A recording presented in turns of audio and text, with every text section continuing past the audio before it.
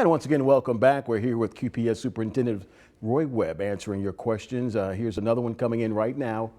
Questions always coming in for the superintendent. He's used to it. Amber Sue Harris on our Facebook page sends us this question. I'm interested in knowing how we're going to help the kids not have a huge gap in their education. I feel like this was an important time for the kids to be learning and taking off. I'm worried how I'm going to help the teachers basically homeschool my children. Yeah, there's a lot of anxiety out of there, a lot of people that are worried about a lot of different things. And for this thing, I would tell people to not have so much anxiety. It's going to put a lot of pressure on their kids.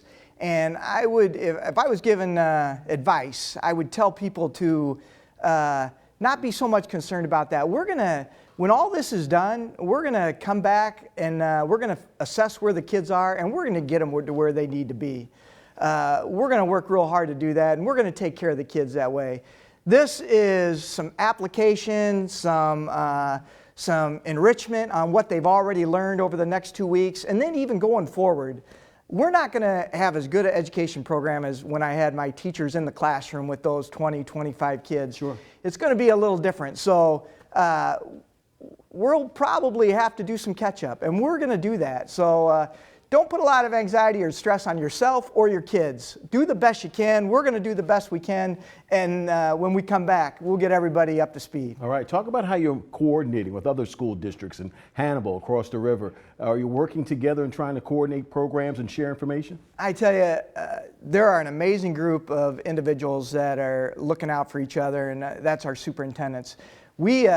We're talking probably hourly at some points, and for sure daily. And they've given me a lot of ideas. I've talked with them. We bounce things off each other. After every governor's press conference, we come together and kind of dissect, say, hey, what are the specified tasks here? What are the implied tasks from the governor? And we're really working very closely together. We're all different. Right? I mean, there's some very large districts, some very small districts, but we have a lot of things in common, and we're working very closely together. That's the good news. Stephanie Patterson Thompson sends a question to our Facebook page. My daughter has not taken the SAT, and she's a graduating junior. How will this affect her graduation? Will we be able to have a postponed graduation, perhaps? So we have two different questions there. Yes. The SAT portion. SAT and, first. A lot of colleges and universities aren't going to worry about the SAT. The state is not going to worry about the SAT that we know of. So there's still some question on some of the other assessments. So don't worry about that. For graduation, and I'm worried about my seniors as well, Big question, yes. The class of 2020, I get a lot of questions from them about AP exams, about graduation, prom. Those are huge events for young people. So we're going to do the best we can to celebrate those things. I don't know how it's going to occur yet. It depends on when we get to a good situation in our country and everybody is in a situation where they're safe. We're going to make sure that happens, but we want to take care of those special events too. It's very important to our Jody Steinke, our principal. It's very important to our kids. I get questions from them daily, and we'll work to make sure that those kids are taken care of. So we'll stand by on that question. Yes. Jessica Huber wants to know, she sent a question into our Facebook page. What about the special education students? Will there be a longer extended school year this summer?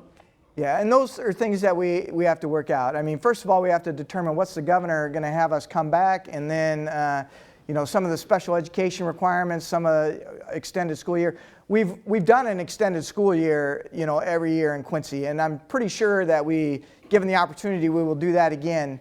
But what the calendar is going to look like exactly, that's still got to be determined by the Illinois State Board of Education, and then they'll give us some guidance. Right, no doubt about that. Now we'll check in with another question from our Facebook page. Chantel Baker wants to know, are you still planning on having summer school?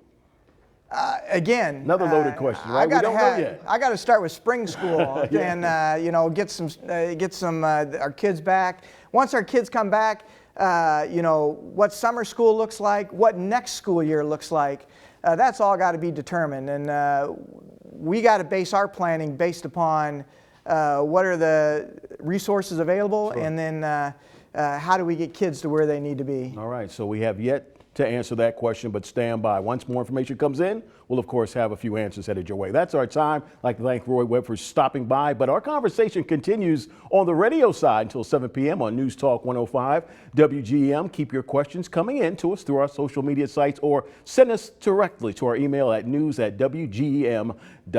Roy, again, thanks for joining us on the TV side. We certainly appreciate it. Thank you. All right, I'm Tony Cornish Jr. We'll see you later tonight on WGM News at 10.